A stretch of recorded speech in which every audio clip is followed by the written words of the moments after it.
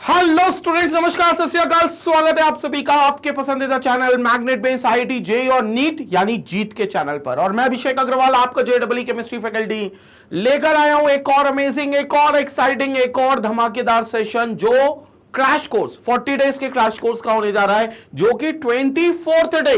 तो देखो भैया, एक एक दिन करते हुए 24वें दिन पर हम आ गए, जहां पर हम अगेन 12th क्लास की, प्रिसाइसली 12th क्लास की इनऑर्गेनिक केमिस्ट्री का एक बहुत important chapter D and F block element हम डिस्कस करेंगे। D and F block element periodic table अगर आपको याद हो तो हमने उसमें बात करी थी कि 4 ब्लॉक्स में वो बांटा गया है, डिपेंडिंग कि लास्ट इलेक्ट्रॉन किस सबशेल में एंटर करता है, क्योंकि सबशेल होती है 4, तो वो 4 ब्लॉक में सारे एलिमेंट्स को समअप कर दिया गया है, जिसमें से एस ब्लॉक हम ऑलरेडी पढ़ चुके, उसके जो एलिमेंट्स है उनके अंदर जो प्रॉपर्टीज है, उनके अंदर जो ट्रेंड है, सारी बातें कर चुके हैं। लास्ट टॉपिक जो हमने पढ़ा था 23rd डे का टॉपिक, वो पी ब्लॉक था। उसमें हम लोगों ने पी ब्लॉक के जितने एलिमेंट्स है, उनके ट्रेंड, उनकी प्रॉपर्टी, सारी चीजों की चर्चा, सारी चीजों की बात कर ली थी। अब आज 24th डे के टॉपिक में जो 2 ब्लॉक्स बच गए वो एक साथ निपटाएंगे, that is D and F block. और होता क्या है कि जनरली जब लास्ट इलेक्ट्रॉन डी सबशेल में एंटर करे तो वो डी ब्लॉक का एलिमेंट होगा, और अगर एफ ब्लॉक में एंटर करे तो वो एफ ब्लॉक का एलिमेंट होगा। और जनरली ये माना जाता, मतलब जनरली ये ऐसा है कि एफ ब्लॉक जो होता है वो डी ब्लॉक का ही हिस्सा होता है। मतलब एक्चुअली डी ब्लॉक से ही लेंथेनॉइड्स और एक्टिनॉइड के बाद से, लेंथेनम और एक्टिनियम के बाद से आप कहोगे कि एफ ब्लॉक में एलिमेंट भरना चालू हो जाते हैं। और इसलिए बोलते हैं कि ये जो एफ है ये डी का ही सब पार्ट है, बस इसमें जो इलेक्ट्रॉन है वो इनर ट्रांजिशन बोला जाएगा एफ में, क्योंकि डी का जो एलिमेंट है उन्हें हम ट्रांजिशन एलिमेंट्स कहते हैं, लेकिन एफ के जो एलिमेंट्स होंगे हम उन्हें इनर ट्रांजिशन एलिमेंट्स कहेंगे, यानी कि वो ट्रांजिशन एलिमेंट्स के और अंदर बैठे, क्योंकि जो डी होता है उसके अंदर वाली शेल का एफ हमेशा मौजूद होता है। क्लियर हो गया? तो जो इलेक्ट्रॉन डी में अगर एंटर कर रहा है तो अगर उसी में एफ भी आएगा तो एफ उसके अंदर वाली शेल में आएगा। जैसे 5D में कोई इलेक्ट्रॉन एंटर कर रहा है तो फिर अगर एफ में एंटर कर रहा होगा उसी एलिमेंट के कॉन्फ़िगरेशन में तो 4f में एंटर कर रहा होगा। That's why it is called as inner transition elements. और ट्रांजिशन का सिंपल मतलब ये कि भैया metal, reactive metal S block से P block reactive non metal की तरफ आने में ये बीच में पड़ते हैं।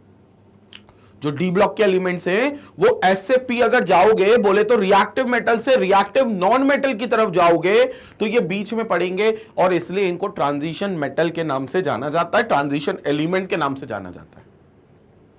संपट पड़ी बात। अब उसी टॉपिक पर, इसी चैप्टर पर हम लोग आज डिस्कस करेंगे कुछ important questions, then followed by previous year questions. तो इंपॉर्टेंट क्वेश्चंस भी हम देखेंगे, और फिर कुछ जो आईआईटी ने पिछले कुछ सालों में पूछे थे, AIEEE में, PMT में, PET में, जो रीजनल आपके इंजीनियरिंग एग्जाम्स हुआ करते थे पहले, अभी तो सबको मिलाकर जेईई बना दिया है, लेकिन पहले रीजनल जो एग्जाम्स हुआ करते थे उसमें जो इस चैप्टर को लेकर सवाल पूछे गए, उन सवालों को डिस्कस करेंगे, और ना सिर्फ सवालों के सॉल्यूशन बल्कि उन सवालों के पीछे छुपे हुए कंसेप्ट्स को भी समझेंगे। क्लियर हो गया? तो स्टार्ट करते हैं मोस्ट इंपॉर्टेंट क्वेश्चन में। सबसे पहला क्वेश्चन क्या कहता है? सिंपल सी बात है। क्वेश्चन आपको बोल रहा है अमंग FeSO4.7H2O, ये कोई एक कंपाउंड दे दिया, copper sulphate .5H2O B compound, ZnSO4.7H2O C compound, MnSO4.4H2O D compound, isomorphous salts are, isomorphous salts. What do you mean by isomorphous salts? वो सॉल्ट्स जिनका कॉम्पोजिशन डिफरेंट हो, वो सॉल्ट्स जिनका कॉम्पोजिशन डिफरेंट हो लेकिन क्रिस्टल स्ट्रक्चर सेम हो। मतलब जो क्रिस्टलाइन स्ट्रक्चर्स उनके बनते हैं, जो ज्योमेट्री वो बनाते हैं, वो क्रिस्टल स्ट्रक्चर्स अगर सेम होगा, 2 या 2 से अधिक सॉल्ट्स का मॉलिक्यूलर फॉर्मूला अलग रख के स्ट्रक्चरल सेम रखना, देन उन कंपाउंड को हम एक दूसरे का आइसोमॉर्फस कह देंगे, और उनका जो फिनोमेना, ये जो प्रॉपर्टी है दिखाने की, उसे हम आइसोमॉर्फिज्म कह देंगे। समझ में आया? तो सॉल्ट्स 2 या 2 से ज्यादा होने चाहिए, कॉम्पोजिशन डिफरेंट होनी चाहिए, मतलब जो भी एटम, जो भी आयन ने उनको बनाया होगा वो अलग होंगे, लेकिन जब उनका क्रिस्टलाइन स्ट्रक्चर देखोगे, क्रिस्टल में इनका स्ट्रक्चर देखोगे, जो ज्योमेट्री आएगी वो सेम आएगी, then they are called as isomorphous of each other, and the phenomena is known as isomorphism. तो आइसोमॉर्फस क्या होंगे?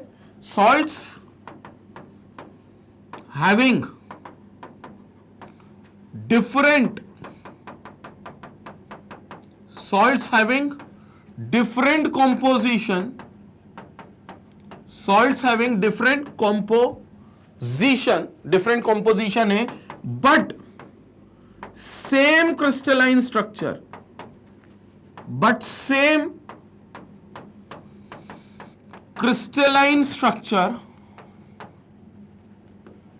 same crystalline structure are known as isomorphous of each other.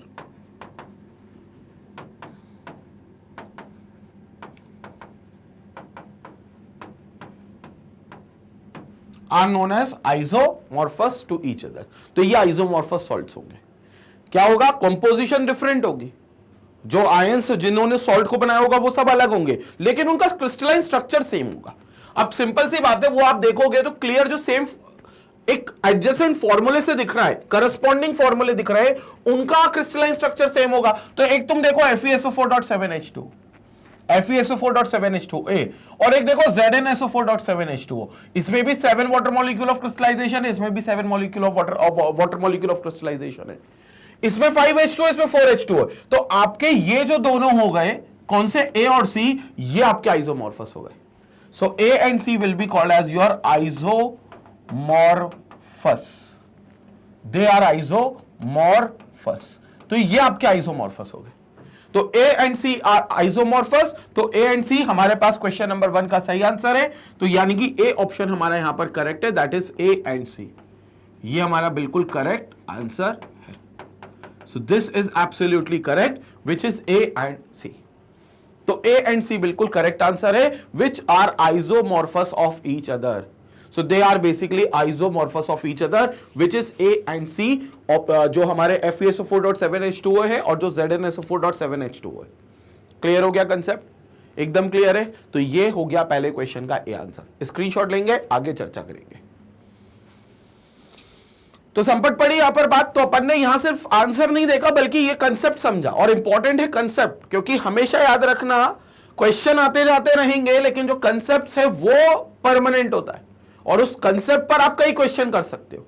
तो कहते हैं वो जो questions are temporary but concepts are permanent, वो वाली कहावत पर अपन चलते हैं भाई. क्वेश्चंस तो आते जाते रहेंगे, लेकिन कंसेप्ट ज्यादा इंपॉर्टेंट है. चलो अगले क्वेश्चन पे चलते हैं. Let's move to the second question. Second question most important में क्या कहता है और कौन सा कंसेप्ट हमें समझा कर जाएगा, बात करते हैं. Choose the correctly paired gaseous cation and it's magnetic spin only magnetic movement in Bohr's magneton.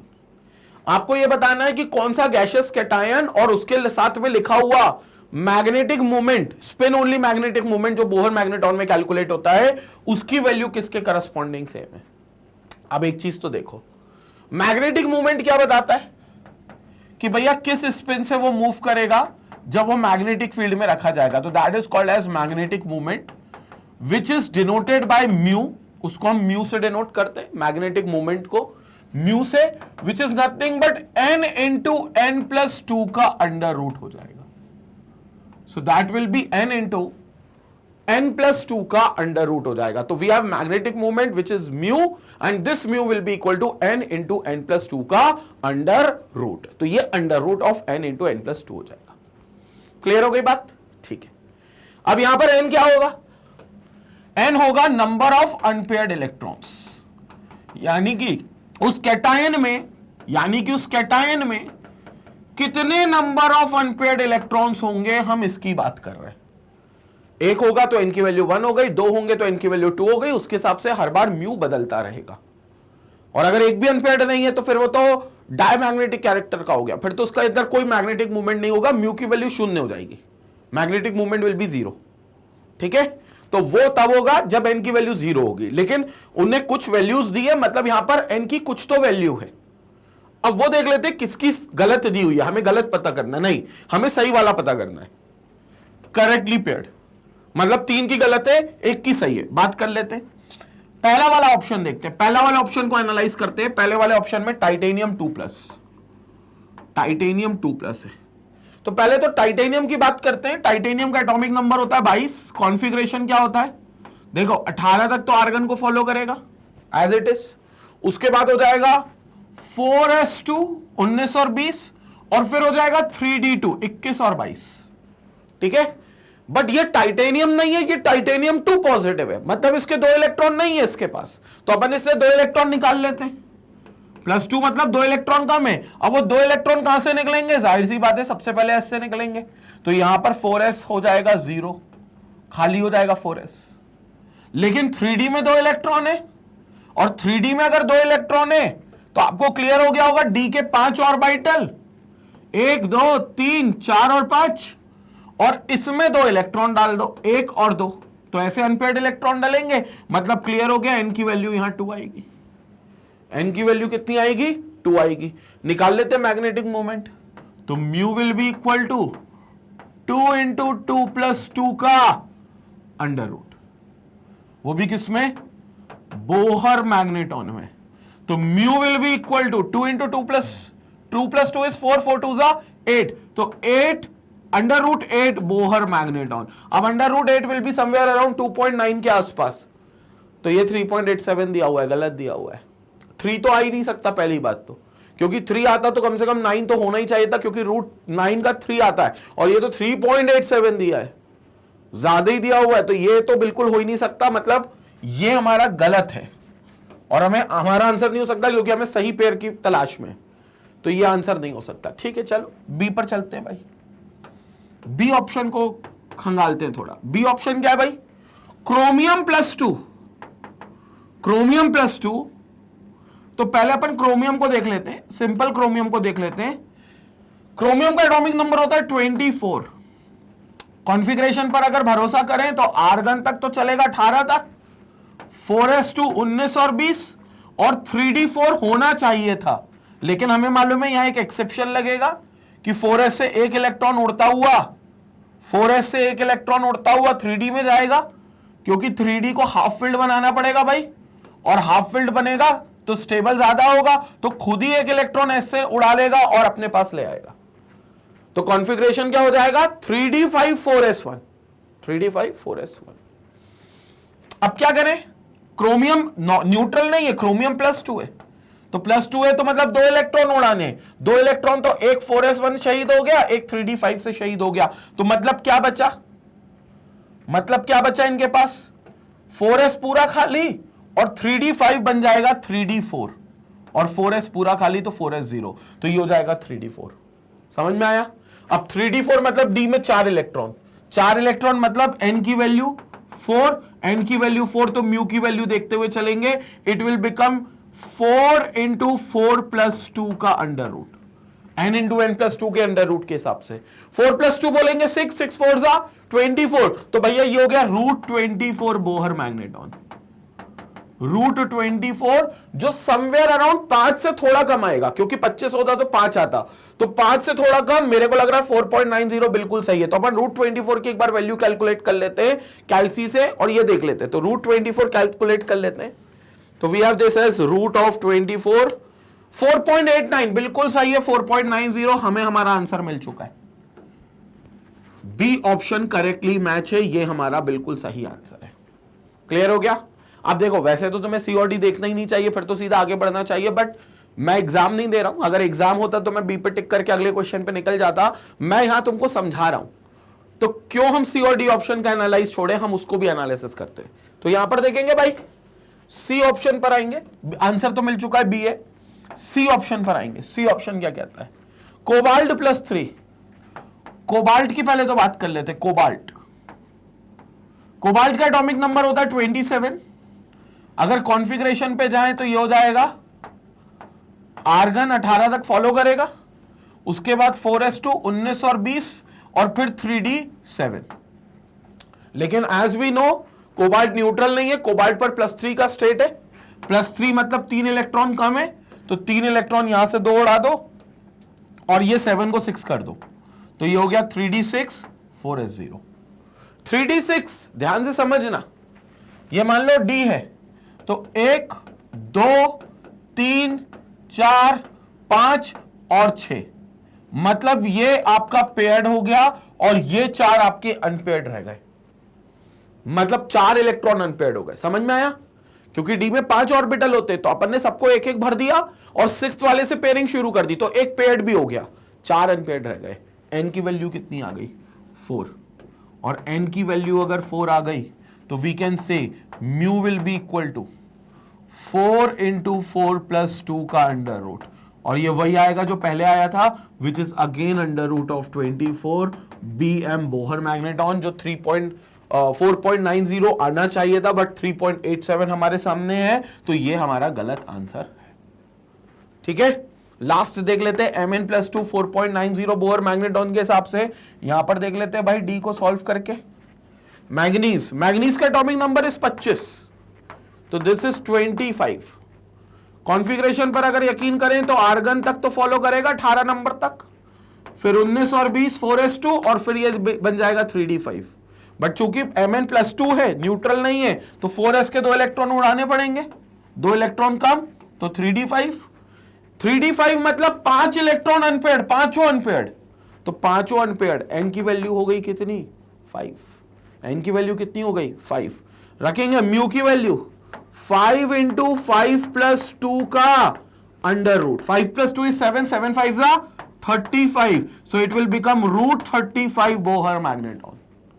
और 35 मतलब अगर 36 होता तो 6 हो जाता, परफेक्ट रूट हो जाता, स्क्वायर रूट 6 का, लेकिन ये 35 है, एक कम है, तो मतलब 5.9 समथिंग। तो 5.9 समथिंग दिया हुआ है क्या? नहीं, 4.9 समथिंग दिया, बिल्कुल गलत आंसर। वैसे पता ही था कि गलत है, लेकिन अब देख भी लिया कि क्यों गलत है। क्लियर हो गया? तो भैया बी ऑप्शन बिल्कुल करेक्ट है, तो सेकंड वाले का हमारे पास B option absolutely correct answer होगा। क्लियर एकदम? स्क्रीनशॉट लेंगे, आगे फिर चर्चा करेंगे, स्क्रीनशॉट लेंगे। तो क्लियर हुआ भाई? 2 क्वेश्चन यहां पर, पहला क्वेश्चन, दूसरा क्वेश्चन एकदम क्लियर हो गया। क्वेश्चन के सॉल्यूशन सिर्फ नहीं, कंसेप्ट्स भी क्लियर होने चाहिए, और उम्मीद कर रहा हूं कि कंसेप्ट्स भी क्लियर होते हुए चल रहे हैं। अगले क्वेश्चन पे लपकते हैं भाई। Now we have third question. Third question क्या कह रहा है? ध्यान से सुनेंगे अपन, तीसरे क्वेश्चन पर चर्चा करते हैं। MnO4 minus is of intense pink colour, इसको हम पर मैग्नेट आयन भी कहते हैं। MnO4 माइनस, ये कहते हैं कि ये इंटेंस पिंक कलर का होता है, ठीक है, और इसलिए पोटेशियम पर मैग्नेट जो होता है वो एसिड बेस्ड टाइट्रेशन में इंडिकेटर के तौर पे भी इस्तेमाल किया जाता है। आपने किया होगा लैब में, जब एसिड बेस का टाइट्रेशन किया होगा तो उसमें टीचर बोलते होंगे देखना लाइट पिंक कलर आ जाए तो मुझे बता देना, क्योंकि वहां इंडिकेट हो जाएगा कि वो न्यूट्रलाइज्ड हो गया है। तो वहां पर वो जो इंडिकेटर ऐड किया उसके अंदर वो पोटेशियम पर मैग्नेट है जो पिंक कलर दे देता है, ठीक है, और उसका इंटेंस पिंक कलर होता है, ठीक है, एक अच्छा ऑक्सीडाइजिंग एजेंट भी माना जाता है खुद में। दो Mn is in +7 oxidation state, it is due to, अब वो पिंक कलर होता क्यों है? क्योंकि Mn+7 ऑक्सीडेशन स्टेट में, ये उन्होंने खुद ही बोल दिया। वैसे हम यहां से निकाल भी सकते थे अगर वो नहीं भी बोलते, तो Mn की ऑक्सीडेशन स्टेट थोड़ी देर के लिए मान लो x है, ऑक्सीजन की कितनी होती है? -2, तो प्लस ऑफ -2 कितने हैं? 4 है, तो -2 into 4 equal to -1, equal to -1, क्योंकि ओवरऑल चार्ज -1 का, तो this implies x -8 equal to -1, x equal to +7, तो ये x की वैल्यू आ गई +7, मतलब ऑक्सीडेशन स्टेट +7 है, ठीक है। अब समझना, कलर के होने का एक रीजन सिर्फ यह होता है कि अगर कोई आयन में अनपेयर्ड इलेक्ट्रॉन मौजूद है, और खासतौर से अगर वो आयन किसी डी ब्लॉक के एलिमेंट का है और उसमें अनपेयर्ड इलेक्ट्रॉन है, तो वो अनपेयर्ड इलेक्ट्रॉन एक विजिबल लाइट को एब्सॉर्ब करके अपने डी ऑर्बिटल से डी ऑर्बिटल में छलांग लगा सकता है। आपको पता है ना, डी ऑर्बिटल 2 टुकड़ों में बढ़ जाता है, तो वो लोअर एनर्जी का डी ऑर्बिटल से हायर एनर्जी के डी ऑर्बिटल से में कूद सकता है, और कूद कर वापस भी आ सकता है, मतलब नीचे से ऊपर भी जा सकता है, ऊपर से नीचे भी आ सकता है, जिसको हम कहते हैं D D transition, D orbital से डी ऑर्बिटल में ट्रांजिशन होना। और जब ये डी डी ट्रांजिशन होगा तो कोई लाइट का एब्जॉर्प्शन और एमिशन होगा, जिसके कारण हमें उस कंपाउंड का कलर नजर आएगा। तो बस हमें यह समझना है कि क्या पहले Mn के +7 ऑक्सीडेशन स्टेट में कोई अनपेयर्ड इलेक्ट्रॉन है भी जिससे वो पिंक कलर आ रहा है, और अगर है, ये बात साबित हो गई, तो फिर हमारा आंसर भी वही होगा। Mn के बारे में पता कर लो। मैग्नीज का एटॉमिक नंबर 25, कॉन्फ़िगरेशन पे भरोसा करें तो आर्गन तक चलेगा, क्योंकि 18 तक तो चलना है। 19 और 20 4s2, 3d में 5 इलेक्ट्रॉन 5। समझ में आया?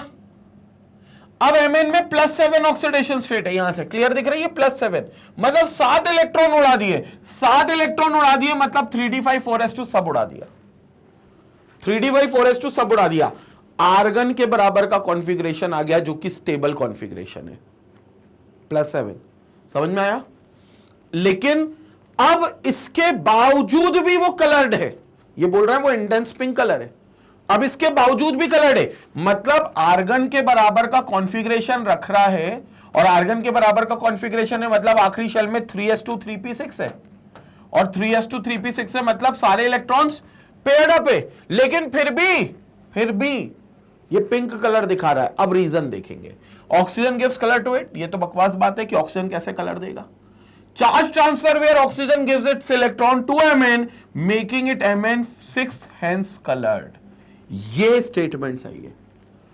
ये जो चार्ज ट्रांसफर होता है, जो ऑक्सीजन अपना चार्ज ट्रांसफर कर देता है मैग्नीज को, अपना इलेक्ट्रॉन ट्रांसफर कर देता है मैग्नीज को, जिससे उसकी ऑक्सीडेशन स्टेट MnO4- में बदल जाती है और पहुंच जाती है Mn+6 में, जिसमें वहां पर एक अनपेयर्ड इलेक्ट्रॉन d ऑर्बिटल में रह जाएगा, जिसके कारण उसका इंटेंस पिंक कलर देखने को मिलेगा।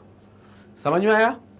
अब बाहर से देखने पे लग रहा है कि MnO4- में तो Mn+7 स्टेट में, और +7 स्टेट में तो सारे इलेक्ट्रॉन्स पेयर्ड अप है, बल्कि D भी खाली हो गया और 4s भी खाली हो गया, क्योंकि 5 और 2 7 इलेक्ट्रॉन निकल गए। लेकिन जो ऑक्सीजन है MnO4- में, वो एक इलेक्ट्रॉन किसको दे देता है, मैंगनीज को, इस पर्टिकुलर रेडिकल में। और जब वो एक इलेक्ट्रॉन इसको दे देगा, तो जो D पहले खाली हो गया था, उस D में एक इलेक्ट्रॉन आ जाएगा। 4s तो अभी भी खाली है, 4s तो अभी भी खाली है, 4s में तो अभी भी एक भी इलेक्ट्रॉन नहीं है, लेकिन अब 3D में एक इलेक्ट्रॉन आएगा। ये कब आएगा? When oxygen transfers its electron, when oxygen transfer its charge to Mn, और फिर वहां पर जो Mn हो जाएगा वो +7 पे नहीं, Mn जो होगा वो +6 पर एग्जिस्ट करेगा, और फिर ये d ऑर्बिटल का इलेक्ट्रॉन dd ट्रांजिशन दिखा सकता है, ऊपर नीचे जा सकता है विजिबल लाइट को एब्जॉर्ब करके। इसलिए यहां पर बी ऑप्शन जो हो गया वो बिल्कुल करेक्ट हो गया। और ये अगेन एक्सेप्शनल खेल है, MnO4- में ऑक्सीजन एक इलेक्ट्रॉन ट्रांसफर करेगा, एक चार्ज ट्रांसफर करेगा Mn को, और Mn को +7 से क्या बना डालेगा, +6, क्योंकि किसी को इलेक्ट्रॉन दोगे तो उसकी पॉजिटिविटी कम करोगे, तो पहले +7 पे था, +6 पे आ गया, मतलब वो एक इलेक्ट्रॉन गेन करके अपने ऑक्सीडेशन स्टेट घटा लेगा, और +6 पर आ गया तो मतलब एक इलेक्ट्रॉन अनपेयर्ड आ गया, जो विजिबल लाइट को एब्जॉर्ब करके dd ट्रांजिशन दिखा सकता है, यानी कि कलर दिखा सकता है, इसलिए इंटेंस पिंक कलर होता है। तो ये बी ऑप्शन इसका बिल्कुल करेक्ट है, ये बी ऑप्शन बिल्कुल करेक्ट है। कंसेप्ट क्लियर हो गया? तो this is absolutely correct answer. फिर charge transfer when Mn gives its electron to oxygen, Mn नहीं देता, ऑक्सीजन Mn को देता है, नन ऑफ द अबव, नहीं। तो ये हमारा बिल्कुल करेक्ट आंसर है। क्लियर हो गई बात? तो कंसेप्ट समझना इंपॉर्टेंट है, और याद रखना जनरली अनपेयर्ड इलेक्ट्रॉन कहीं पे भी मौजूद होंगे तो वहां पर वो कंपाउंड, वो सॉल्ट, वो आयन, वो एलिमेंट कलरफुल होगा, वो कलर दिखाएगा।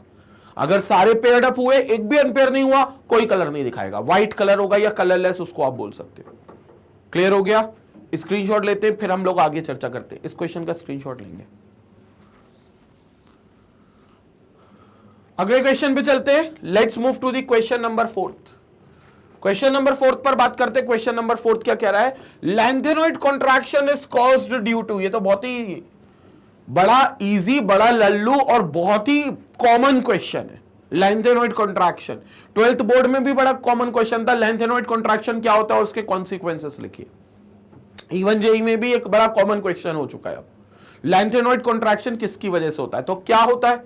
बीच में एक न्यूक्लियस होता है, बाहर के कुछ इलेक्ट्रॉन्स होते हैं, सपोज करो 6s इलेक्ट्रॉन्स, 6s जिसमें 2 इलेक्ट्रॉन्स होते हैं, 6s जिसमें 2 इलेक्ट्रॉन्स होते हैं, तो ये 2 इलेक्ट्रॉन्स होते हैं।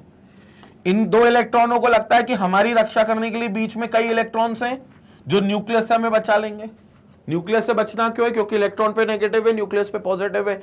न्यूक्लियस को अगर इलेक्ट्रॉन दिख गए तो अपनी तरफ खींच लेगा। लेकिन इस इलेक्ट्रॉन को यह भरोसा है कि बीच में उससे पहले कई शेल्स हैं, बीच में उससे पहले कई शेल्स हैं जो हमें बचा लेंगी, क्योंकि उन शेल्स में इलेक्ट्रॉन है और इलेक्ट्रॉन इस न्यूक्लियस को इस इलेक्ट्रॉन की आड़ में हम छुप जाएंगे, यहां जो इलेक्ट्रॉन है उसकी आड़ में ये इलेक्ट्रॉन छुप जाएंगे, तो न्यूक्लियस देख नहीं पाएगा उनको। मतलब कहने को इन इलेक्ट्रॉनों को भरोसा है कि बीच के शेल के इलेक्ट्रॉन उन्हें प्रोटेक्ट करेंगे, उनकी रक्षा करेंगे, उनकी सुरक्षा करेंगे, और इसलिए कहते हैं इनकी ये शील्डिंग करते हैं, इसलिए इसको शील्डिंग इफेक्ट कहते हैं। लेकिन इन दो इलेक्ट्रॉनों को ये नहीं पता, इन दोनों इलेक्ट्रॉनों को ये नहीं पता कि बीच में इनके बिकाऊ शील्डिंग के अंगरक्षक भी हैं, बिकाऊ अंगरक्षक भी हैं, बिकाऊ बॉडीगार्ड्स भी हैं। ये किसके हैं? 4f के। और 1 2 3 4 नहीं है, टोटल 14 इलेक्ट्रॉन्स हैं। ये 14 इलेक्ट्रॉन सब बिके हुए हैं। बिके हुए मतलब इनकी शील्डिंग अच्छी नहीं होती, इनके द्वारा 2 इलेक्ट्रॉन्स की शील्डिंग अच्छी नहीं होती। ये न्यूक्लियस को मौका देते हैं कि 2 इलेक्ट्रॉन को पकड़ लो, हमारे पीछे जो छुपा हुआ है। ये 14 इलेक्ट्रॉन्स पुअर शील्डिंग दिखाते हैं। तो दिस पुअर शील्डिंग के कारण, इस पुअर शील्डिंग के कारण ये जो 2 इलेक्ट्रॉन्स यहां दिख रहे हैं, they get pull towards the nucleus. ये जो 2 इलेक्ट्रॉन दिख रहे हैं, they get pull towards the nucleus because of the poor shielding of, because of the poor shielding of 4f electrons, 4f electrons। तो ये पुअर शील्डिंग के कारण 4f electrons की 2 इलेक्ट्रॉन न्यूक्लियस की तरफ खींचते हैं, और ये जो 2 इलेक्ट्रॉन है यही पूरे एटम का रेडियस थे। अगर इसको अपन देखें तो यही पूरे एटम का क्या थे? रेडियस थे। तो अगर यही खिसक गए तो क्या होगा?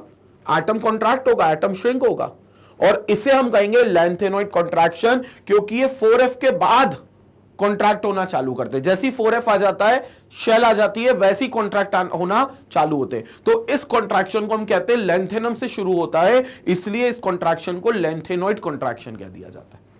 समझ में आया? ये होता है लैंथेनॉइड कॉन्ट्रैक्शन। तो अब आंसर पता कर लेते हैं। The appreciable shielding and outer electrons by 4f electrons from the nuclear. Appreciable shielding कब से हो गई भाई? The appreciable shielding on outer electrons by 5d electrons from the nucleus, ये भी नहीं है।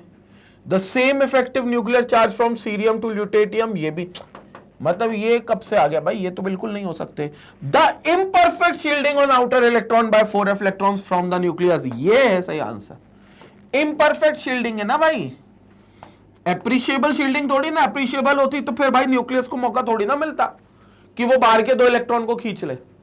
ये जो 2 इलेक्ट्रॉन 6s के दिख रहे हैं, इनको मौका थोड़ी ना मिलता कि इसको खींच ले। ये तो मतलब खींच गए, क्योंकि 4f का लाल वाला शेल है, जो लाल वाला इलेक्ट्रॉन है 4f, वो बिकाऊ है, उसकी शील्डिंग इंपरफेक्ट थी, इसलिए हमारी इंपरफेक्ट शील्डिंग ही रीजन बनती है लैंथेनॉइड कॉन्ट्रैक्शन का। तो ये हमारा बिल्कुल क्या हो गया? करेक्ट आंसर हो गया। तो डी ऑप्शन बिल्कुल करेक्ट है, जो कि 4th क्वेश्चन का सटीक आंसर है। संपट पड़ गई बात। ये लैंथेनॉइड कॉन्ट्रैक्शन बता दिया। अब इसके कॉन्सिक्वेंसेस बहुत सारे, मतलब इसके इफेक्ट्स बहुत सारे होते हैं। जो भी चीजें आपको देखकर लगती है कि एटॉमिक वॉल्यूम के बदलने से बदल जाती हैं, वो सारी चीजें इंपैक्ट होंगी लैंथेनॉइड कॉन्ट्रैक्शन से, and that will become the consequence of lanthanoid contraction. But yes, for the time being lanthanoid contraction क्यों होता है? Imperfect shielding of outer electrons by 4f electrons, ये रीजन होता है। स्क्रीनशॉट लपकेंगे। तो ये था हमारा 4th question. Let's move to the 5th question. Lanthanoid contraction के बाद 5th क्वेश्चन क्या कहता है, बात करते हैं। क्वेश्चन नंबर 5 ये कह रहा है, copper exhibits only +2 oxidation state in it's stable compounds. Why? Copper अपनी स्टेबल स्टेट जो है वो +2 ऑक्सीडेशन स्टेट में ही आता है स्टेबल कंपाउंड्स में, क्यों? यानी कि कॉपर की जो +2 ऑक्सीडेशन स्टेट है वही क्यों स्टेबल होती है कंपाउंड्स में? तो सिंपल सी बात है, +2 जो स्टेट बनती है कॉपर की, वो बनती है bye releasing a lot amount of heat energy.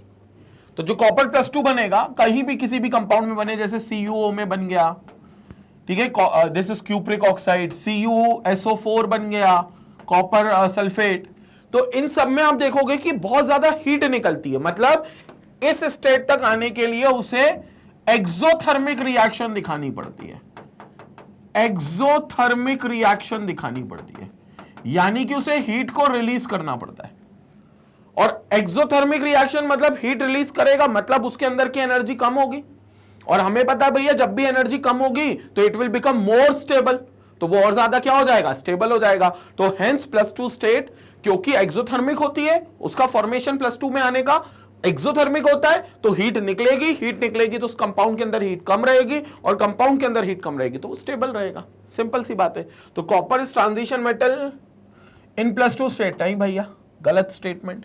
+2 state compounds of copper are formed by exothermic reactions, B statement बिल्कुल करेक्ट है कि +2 स्टेट जो है कॉपर कंपाउंड्स की वो एक्सोथर्मिक रिएक्शन से फॉर्म होती है, हीट मिलकर फॉर्म होती है। तो एक्सोथर्मिक रिएक्शन में कॉपर +2 बनता है। तो ये हमारा करेक्ट आंसर है। इलेक्ट्रॉनिक कॉन्फ़िगरेशन ऑफ कॉपर इन +2 से कोई मतलब नहीं है। Copper gives coloured compounds in +2 state, बिल्कुल भी नहीं, कलर का कोई लेना देना ही नहीं स्टेबिलिटी से। तो हमारा ये सही आंसर है। तो we have this as option B correct है। तो ऑप्शन बी यहां पर बिल्कुल करेक्ट है कि कॉपर +2 जो होता है वो स्टेबल स्टेट बनती है, इसलिए क्योंकि वहां पर पहुंचने के लिए उसको बहुत ज्यादा हीट निकालनी पड़ेगी। कोई भी रिएक्शन वो करेगा उसमें हीट रिलीज होगी, एक्सोथर्मिक होगी, और जब हीट रिलीज होगी तो अंदर उसके कॉपर के कंपाउंड में +2 स्टेट में उसके अंदर हीट कम होगी, और जब हीट कम होगी तो वो स्टेबल हो जाएगा। क्लियर हो गया? ये था हमारा 5th क्वेश्चन का सेकंड ऑप्शन। यहां पर कंप्लीट होते हैं हमारे मोस्ट इंपॉर्टेंट क्वेश्चन। अब डिस्कस करते हैं प्रीवियस ईयर क्वेश्चंस को। पहले इसका स्क्रीनशॉट ले लो। तो अब डिस्कस करते हैं अपन प्रीवियस ईयर के क्वेश्चंस को। यहां पर अपन ने 5 क्वेश्चन देख लिए most important. Now we have 10 important previous year questions जो पिछले कुछ सालों में जो JEE के एग्जाम में, AIEEE के एग्जाम में, PMT के एग्जाम में जो पूछे गए सवाल हैं इस चैप्टर से, उनके सॉल्यूशंस को डिस्कस करते हैं और उनके पीछे छुपे हुए कंसेप्ट्स को भी समझते हैं। तो let's start with the previous year question. पहला क्वेश्चन प्रीवियस ईयर में जो JEE मेन ऑनलाइन का 2013 का सवाल है, JEE मेन ऑनलाइन का 2013 का सवाल है। सवाल क्या कह रहा है पहले ये समझेंगे। The element with which of the following outer electronic configuration में exhibit the largest number of oxidation state in its compound.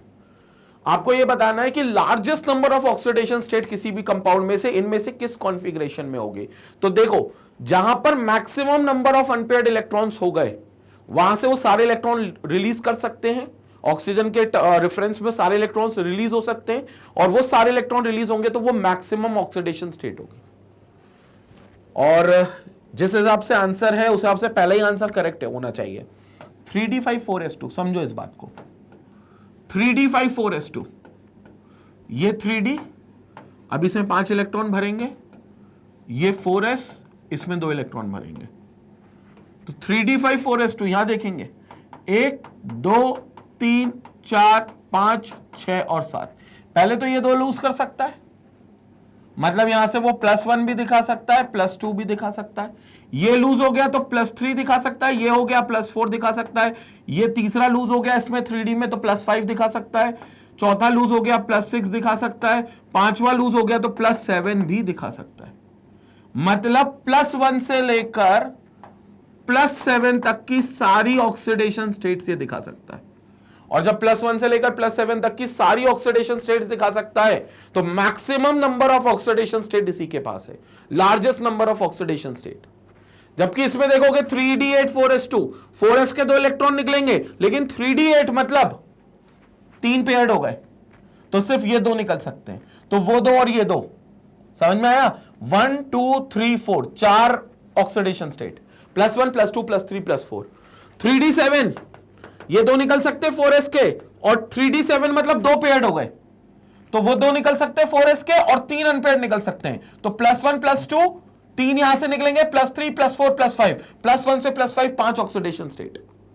समझ में आ रहा है? ये भी आंसर नहीं, ये भी आंसर नहीं। 3d6 4s2 समझेंगे। 3d6 4s2, 4s2 यहां पर 6 तो 5 है, एक पेयर्ड कर देंगे, एक पेयर्ड कर देंगे, तो एक पेयर्ड हो गया तो 4 अनपेयर्ड रह गए।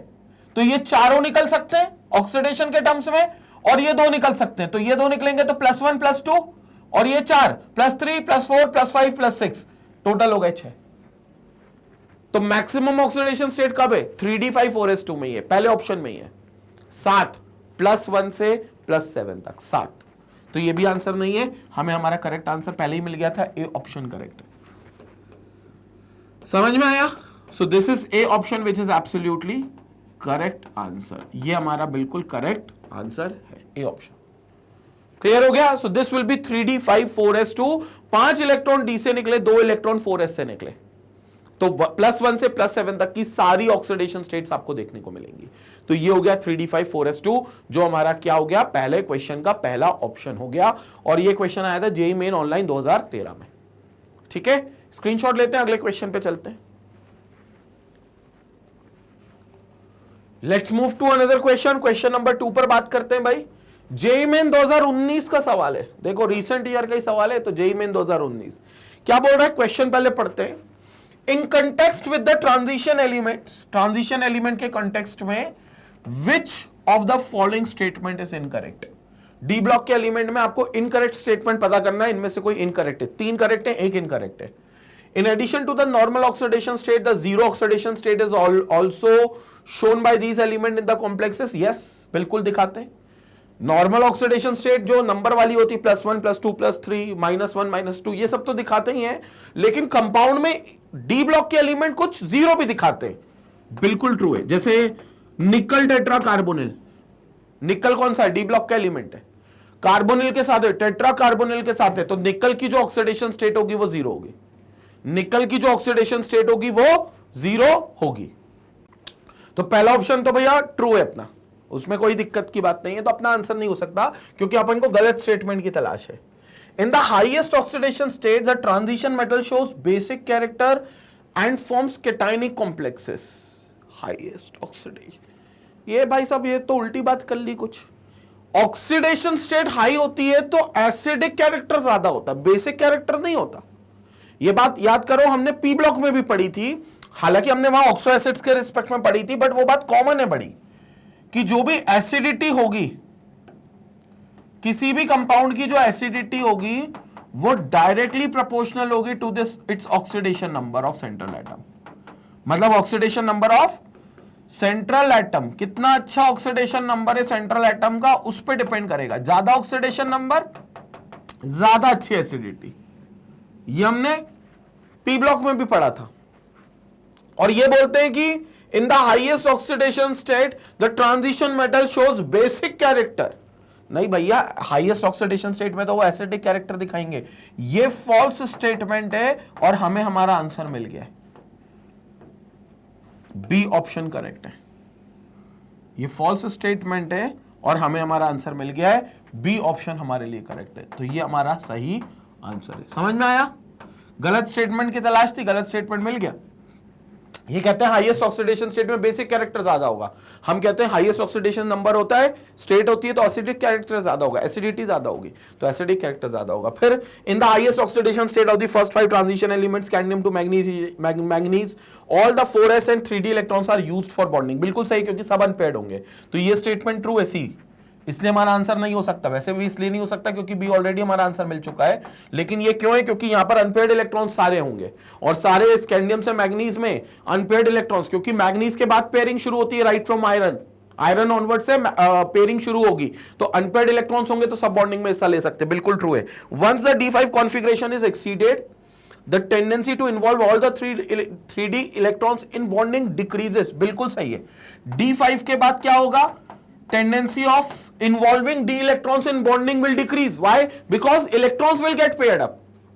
D5 के बाद D6 आ गया तो अब वहां इलेक्ट्रॉन की पेयरिंग शुरू हो गई भाई, और जो पेयर्ड अप हो गए अब वो बॉन्डिंग में हिस्सा नहीं लेंगे, जो अनपेयर्ड इलेक्ट्रॉन्स होते हैं वही कोवेलेंट बॉन्डिंग में हिस्सा लेते हैं। ठीक है, तो वहां पर आपके पास अनपेयर्ड इलेक्ट्रॉन्स की संख्या कम होगी, हेंस बॉन्डिंग में मौजूद इलेक्ट्रॉन्स, बॉन्डिंग में इन्वॉल्व होने वाले इलेक्ट्रॉन्स की संख्या भी कम होगी। यह स्टेटमेंट भी ट्रू है, इसलिए हमारा सही आंसर नहीं है, बी आंसर हमारा सही है, क्योंकि हमें गलत आंसर की तलाश थी, क्योंकि गलत स्टेटमेंट की तलाश थी जो कि हमारा सही आंसर होगा। तो बी स्टेटमेंट गलत है, हेंस हमारा सही आंसर बी है। क्लियर हो गया? सेकेंड का बी स्क्रीनशॉट लेंगे।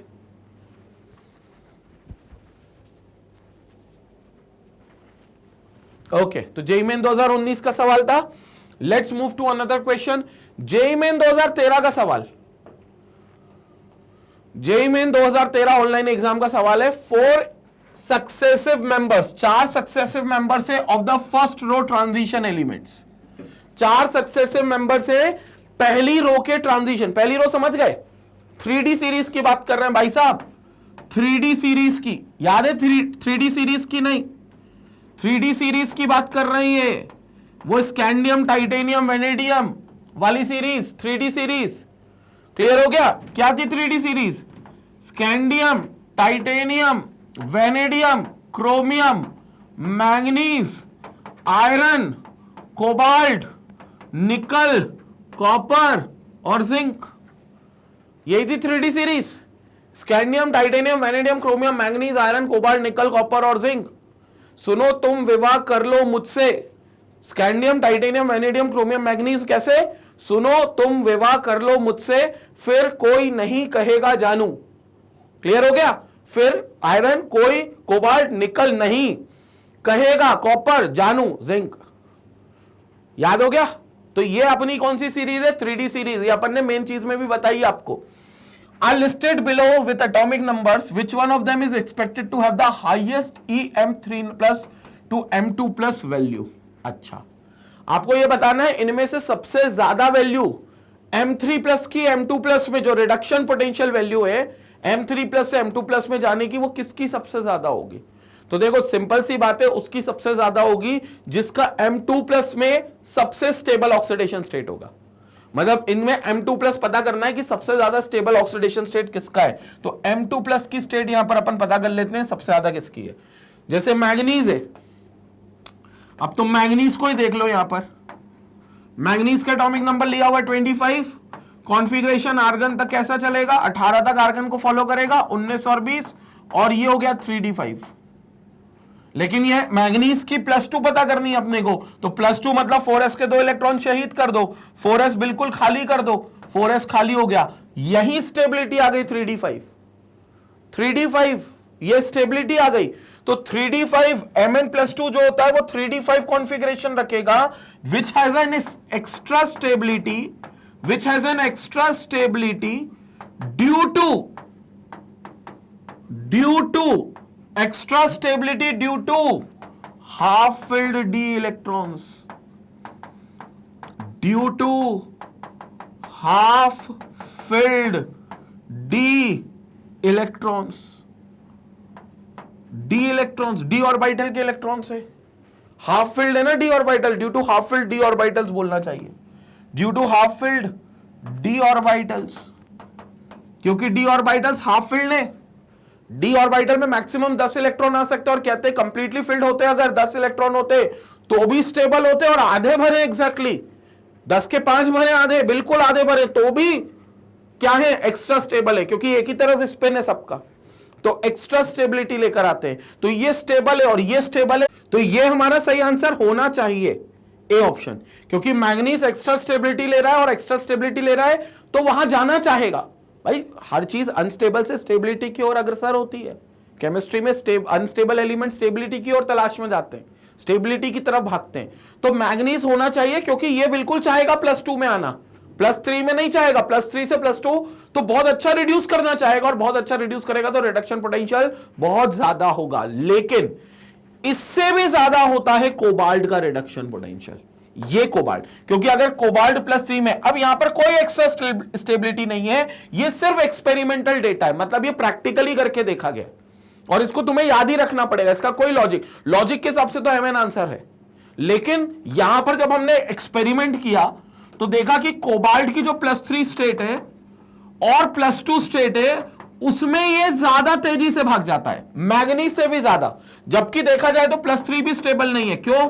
क्योंकि कोबाल्ट, देखो कोबाल्ट का एटॉमिक नंबर होता है 27, ठीक है, 18 तक आर्गन को फॉलो करेगा, फिर आ जाएगा 4s2, 19 और 20, और फिर 3d7, राइट। लेकिन +3 है तो ये 3d6 हो जाएगा, सब हटा दो, सिर्फ क्या बचेगा? ये 3d6, तो ये 3d6 हो गया, अनस्टेबल, हाफ फिल्ड नहीं है, अनस्टेबल। और +2 आ गया तो +2 में इट विल बिकम 3d7, तो ये 3d6 से कहां चला गया? 3d7 में। क्लियर हो गया? तो 3d6 से कहां चला गया? 3d7 में। ये +2 स्टेट में, ये +3 स्टेट में, तो 3d6 से 3d7 जाने में ये ज्यादा रिडक्शन पोटेंशियल दिखाएगा, क्योंकि यहां पर वो ज्यादा स्टेबिलिटी गेन कर रहा है कोबाल्ट। एक रेफरेंस की बात की जा रही है, तो ये +3 से +2 में जब जाएगा तो यहां ये ज्यादा रिडक्शन पोटेंशियल दिखाएगा। हालांकि अगर इसको लॉजिकली समझे तो ना +6 उसकी स्टेबल है, ना +7 स्टेबल है, लेकिन फिर भी एक्सपेरिमेंटली ऑब्जर्व किया गया है कि +6 से +7 जब कोबाल्ट जाता है तो ज्यादा अच्छे से रिड्यूस होता है। मतलब +3 से +2 जब जाता है, यानी कि 3d6 से 3d7 जाता है तो ज्यादा अच्छे से रिड्यूस हो सकता है। हेंस ये हमारा करेक्ट आंसर है, कोबाल्ट। क्लियर हो गया? ये एक्सेप्शन कह लो आप इसको, तो ये बिल्कुल करेक्ट आंसर है। तो this is absolutely your correct answer. ठीक है, तो थर्ड क्वेश्चन का थर्ड ऑप्शन करेक्ट है, जो जेईई मेन ऑनलाइन में 2013 का सवाल था। स्क्रीनशॉट ले लेते हैं, हम लोग अगले क्वेश्चन की तरफ मूव करते हैं। स्क्रीनशॉट लेंगे। Okay, let's move to another question. Question number 4 पर अब चलते हैं। फोर्थ क्वेश्चन की चर्चा करते हैं कि भैया फोर्थ क्वेश्चन यहाँ क्या कहना चाहता है। और ऑनलाइन 2013 का ही सवाल है जेईई का। Identify the incorrect statement. आपको इनकरेक्ट स्टेटमेंट आइडेंटिफाई करना है। Copper cupric oxide is colourless. मेरे हिसाब से तो ये स्टेटमेंट ही गलत है। क्यूप्रिक ऑक्साइड मतलब कॉपर +2 में, एक बार देख लेते हैं, कॉपर +2 में है। अच्छा, यहां पर कॉपर 1 के बारे में कुछ कहा गया, compounds are colourless except where colours from charge transfer. Copper 1 colourless होते हैं। Copper 1 compounds are diamagnetic. Cu2s is black. ठीक है, यहां पर भी कॉपर +1 है, यहां पर भी +1 है, प्लस मतलब बेसिकली कॉपर +1 और कॉपर +2 में कंपैरिजन किया है और हमें इनकरेक्ट स्टेटमेंट पता करना है। अब देखो, कोई भी चीज में सिंपल सी बात है, कलर कब आता है? जब उसके अंदर अनपेयर्ड इलेक्ट्रॉन मौजूद हो, और खासतौर से डी ब्लॉक का एलिमेंट है तो अनपेयर्ड इसलिए क्योंकि वो डी ट्रांजिशन कर सकता है, और डी ट्रांजिशन जो कर सकते हैं वो कलर होंगे, कलरफुल होंगे। कॉपर +2 वो कह रहे हैं कलरलेस है। पहले पता कर लेते हैं कॉपर +2। कॉपर का एटॉमिक नंबर 29। कॉन्फ़िगरेशन क्या होना चाहिए? 18 तक तो आर्गन को फॉलो करता है। उसके बाद 4s1 एक्सेप्शन होता है क्योंकि 3d को कंप्लीटली फिल कर देता है 3d10। अब मैं कह रहा हूं कॉपर +1 है। पहले तो मान लो चलो कॉपर +1 है, मतलब एक इलेक्ट्रॉन यहां नहीं है, ये खाली हो गया, ये खाली हो गया, और ये खाली हो गया, तो 4s 0 हो गया। So it will have no unpaired electrons, no unpaired electrons, और no unpaired electrons it means it will be colourless and it will be diamagnetic. It will be colourless and it will be diamagnetic. तो ये colourless होगा, तो B जो है वो true statement है। हमें गलत स्टेटमेंट की तलाश है, तो ये ट्रू है, हमारा आंसर नहीं हो सकता। डायमैग्नेटिक होंगे क्योंकि सारे इलेक्ट्रॉन्स पेयर्ड अप है। जिसमें सारे इलेक्ट्रॉन्स पेयर्ड अप होते हैं, जिसमें एक भी अनपेयर्ड इलेक्ट्रॉन नहीं होता, वो डायमैग्नेटिक होता है। ये भी ट्रू है, हमारा आंसर नहीं हो सकता। ये ब्लैक कलर का है, बिल्कुल ये भी ट्रू है। भाई व्हाइट या ब्लैक ही कलर के होंगे, ठीक है ना, तो ये भी बिल्कुल ट्रू है, इसलिए हमारा आंसर नहीं हो सकता। तो कायदे में हमारा आंसर ए हो गया। लेकिन अब ए क्यों हो गया वो भी समझ लो। वो बोल रहे हैं हम कह रहे हैं ए गलत स्टेटमेंट है क्योंकि वो कह रहे हैं CuO इज कलरलेस। CuO में कॉपर +2 स्टेट में, देख लो इधर, कॉपर की +2 स्टेट में कॉन्फ़िगरेशन बताओ कितना होगा? आर्गन 4s का एक इलेक्ट्रॉन उचक गया, 3d का एक उचक गया, 3d9। अब भाई साहब 3d9 है, मतलब एक इलेक्ट्रॉन तो अनपेयर्ड है। So it contains 1 unpaired electron. It contains 1 unpaired electron. और अगर एक अनपेयर्ड इलेक्ट्रॉन है तो वो कलर ला कर देगा, वो डी ट्रांजिशन में हिस्सा लेगा, बिल्कुल लेगा, विजिबल लाइट को एब्जॉर्ब करेगा, एमिट करेगा, तो आपको कलर दिखाई देगा। तो कलरलेस है ये बोलना गलत है, तो इट्स फॉल्स स्टेटमेंट, और फॉल्स स्टेटमेंट ही हमारा सही आंसर है क्योंकि हमें इनकरेक्ट स्टेटमेंट ही पता करना था। तो ए ऑप्शन बिल्कुल क्या हो गया? करेक्ट हो गया। Hence this is our correct answer. तो ये हमारा करेक्ट क्या हो गया भाई? आंसर हो गया। ए ऑप्शन करेक्ट हो गया। तो फोर्थ का we have A option absolutely correct. Clear? Clear हो गया क्वेश्चन फोर्थ का ए। स्क्रीनशॉट लपक लें, फिर हम आगे बात करते हैं। Screenshot okay. तो क्वेश्चन नंबर फोर्थ का ए ऑप्शन बिल्कुल करेक्ट है। CuO इज कलरलेस, जो है वो मतलब गलत स्टेटमेंट है क्योंकि वहां पर कलर होगा, क्योंकि उसके पास अनपेयर्ड इलेक्ट्रॉन है और अनपेयर्ड इलेक्ट्रॉन डी ट्रांजिशन में हिस्सा लेगा और कलर इंपार्ट करेगा। तो CuO कलरलेस नहीं हो सकता, ठीक है, इसलिए हमारा सही आंसर है। Let's move to the fifth question. JEE Main 2013 का सवाल है। फिफ्थ क्वेश्चन क्या कहता है, बात कर लेते हैं पहले इस पे। पोटेशियम डाइक्रोमेट K2Cr2O7, ठीक है, when heated with concentrated sulphuric acid and a soluble chloride, soluble chloride, basically soluble chloride sodium chloride होना चाहिए था, गिव्स ब्राउन रेड वेपर्स। अच्छा, ब्राउन रेड वेपर्स देगा, हाँ तो सोडियम क्लोराइड ही होगा, ठीक है। सॉल्युबल होता है वो हालांकि, but it's a sodium chloride. तो अपन कर लेते रिएक्शन सोडियम क्लोराइड की और कंसंट्रेटेड H2SO4 की, ठीक है, gives brown red vapours of, brown red vapours जो होते हैं वो होते हैं CrO2Cl2 के, CrO2Cl2 के। तो इससे क्या क्या बनेगा इधर देख लें। एक तो बनेगा K2SO4, प्रोडक्ट देखेंगे, पोटेशियम सल्फेट K2SO4, एक बनेगा Na2SO4 सोडियम सल्फेट Na2SO4, ठीक है। हाइड्रोजन गैस रिलीज होगी और ये जो Cr2O7 है ये बेसिकली कन्वर्ट हो जाएगा CrO2Cl2 में, यहां से Cl2 भी मिलेगा तो यहां से बन जाएगा CrO2Cl2, क्रोमिल क्लोराइड बोलते हैं इसको, CrO2Cl2 क्रोमिल क्लोराइड, जिसके ब्राउन रेड वेपर्स होते हैं, बिल्कुल क्रोमिल क्लोराइड जिसके ब्राउन रेड वेपर्स होते हैं। ये जो वेपर का कलर दिया हुआ है ब्राउन रेड वेपर्स, बिल्कुल ये ब्राउन रेड वेपर्स का होता है, बिल्कुल सही है, this is brown red vapours होते CrO2Cl2 के, ठीक है। प्लस हाइड्रोजन गैस भी रिलीज होगी तो there will be plus H2, वो भी रिलीज होगा, लेकिन ये ब्राउन रेड वेपर्स होते हैं CrO2Cl2 के। So CrO2Cl2 will get formed. Option C बिल्कुल करेक्ट है। यहां पर रिएक्शन बेस्ड क्वेश्चन था ये, ऐसे क्वेश्चंस भी कई कई बार इंपॉर्टेंट हो जाते हैं क्योंकि रिएक्शंस पर सवाल पूछ लेते हैं, क्योंकि जेई आफ्टर ऑल अनप्रिडिक्टेबल है, लेकिन हालांकि कम आते हैं क्वेश्चन के चांसेस, बट आ सकते हैं, इसलिए क्वेश्चन एक रखा हुआ है रिएक्शन बेस्ड का। तो CrO2Cl2 जेई मेन ऑनलाइन 2013 में आ चुका है क्योंकि एक बार सवाल, ठीक है। तो ये रिएक्शन बेस्ड है, क्रोमिल क्लोराइड बनेगा जो कि ब्राउन रेड वेपर्स फॉर्म करता है, chromyl chloride brown red vapours form करता है। क्लियर हो गया? तो फिफ्थ का सी ऑप्शन बिल्कुल करेक्ट हो गया। स्क्रीनशॉट लेंगे। यहां पर अपन ने 5 क्वेश्चन निपटा दिए। Let's move to the 6th question. अगले क्वेश्चन पे चलते हैं। 6th क्वेश्चन को देखते हैं जो जेईई मेन ऑनलाइन 2013 का ही सवाल है। क्वेश्चन क्या कह रहा है? When a small amount of KMnO4 is added to concentrated H2SO4, a green oily compound is obtained which is highly explosive in nature. Compound में भी green explosive compound बनता है। देखो ग्रीन ऑयली जो कंपाउंड होता है वो मैंगनीज हेप्टाऑक्साइड होता है। ये आपको ये कुछ चीजें होती हैं जो डी ब्लॉक में, इनऑर्गेनिक में यही थोड़ी सी कमी रहती है कि बहुत सारी चीजें हमें याद करनी पड़ती हैं उसमें। अब जो ग्रीन ऑयली जो कंपाउंड होता है बेसिकली मैंगनीज का, क्योंकि मैंगनीज का ही कंपाउंड है, KMnO4 ऐड कर रहे हैं कंसंट्रेटेड H2SO4 में, तो मैंगनीज हेप्टाऑक्साइड होता है वो चीज। तो KMnO4 रिएक्ट कर रहा है किसके साथ? H2SO4 के साथ। तो बेसिकली ये आपको दे देगा Mn2O7 मैंगनीज हेप्टाऑक्साइड, जो हल्का सा एक्सप्लोसिव नेचर का होगा, मतलब ये एक्सप्लोड करके बनेगा ऑयली लिक्विड, ठीक है। Mn2O7 यहां पर K2SO4 बन जाएगा प्लस H2O बन जाएगा, ठीक है।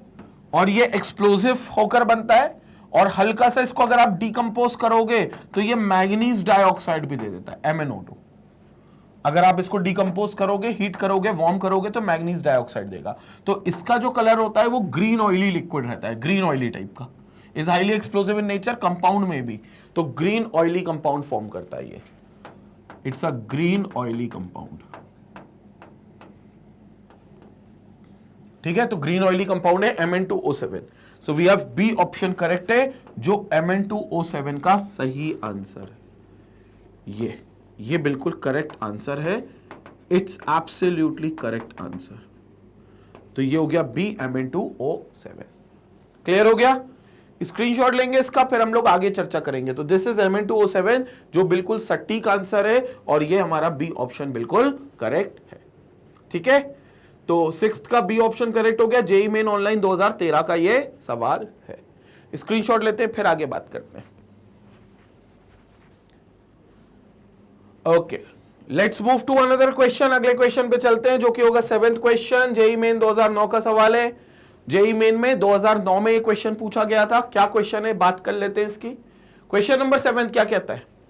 Knowing that the chemistry of lanthanoids is dominated by its +3 oxidation state, which of the following statements is incorrect? जो लैंथेनॉइड्स की जो केमिस्ट्री होती है वो +3 ऑक्सीडेशन स्टेट में सबसे ज्यादा डोमिनेटिंग है। इट मींस कि लैंथेनॉइड्स के जो ज्यादातर कंपाउंड्स होते हैं वो +3 में पाए जाते हैं, +3 में वो स्टेबल रहते हैं। से भाई लैंथेनॉइड को खुद छोड़ दो, लैंथेनम को उसको खुद छोड़ दो, तो बाकी सब +3 में एग्जिस्ट करते हैं। अब क्यों करते +3 में, समझेंगे। पहला रीजन बोल रहे हैं, because of the large size of the lanthanide +3 ions the bonding in its compound is predominantly ionic in character. बिल्कुल ट्रू स्टेटमेंट है, क्योंकि +3 में रहेंगे तो it will B predominantly ionic in character, क्योंकि +3 ऑक्सीडेशन स्टेट ज्यादा है और वहां पर वो एक आयनिक कंपाउंड बनाएंगे और प्रीडोमिनेटली आयनिक कैरेक्टर में रहेंगे, तो लैंथेनॉइड आयन का साइज भी ज्यादा है और कैटायन का साइज ज्यादा है, तो वैसे भी पोलार जो कोवेलेंट कैरेक्टर है वो कम हो गया फिजांस रूल के हिसाब से, और प्रीडोमिनेटली आयनिक कैरेक्टर हो गया क्योंकि +3 ऑक्सीडेशन स्टेट है। तो ये ट्रू स्टेटमेंट है, हमारा सही आंसर नहीं हो सकता। ठीक है, सेकेंड देखते हैं, the ionic sizes of lanthanide +3 lanthanide 3 में decreases in general with increasing atomic number. Lanthanoid का जो +3 ऑक्सीडेशन स्टेट की टेंडेंसी है वो बिल्कुल डिक्रीज होती है with increase in atomic number. तो लेफ्ट टू राइट जाओगे तो +3 की टेंडेंसी ऑक्सीडेशन स्टेट रखने की लैंथेनॉइड्स में घटेगी, कम होगी। ये भी हमारा ट्रू स्टेटमेंट है। Lanthanum 3 compounds are generally colourless, ये इनकरेक्ट है। कलरलेस नहीं होते भाई, ये कलरफुल होते हैं। क्यों? क्योंकि लैंथेनॉइड्स अगर +3 ऑक्सीडेशन स्टेट में आएंगे तो 100% एक ना एक तो अनपेयर्ड इलेक्ट्रॉन होगा, और वो एक अनपेयर्ड इलेक्ट्रॉन FF ट्रांजिशन कर सकता है।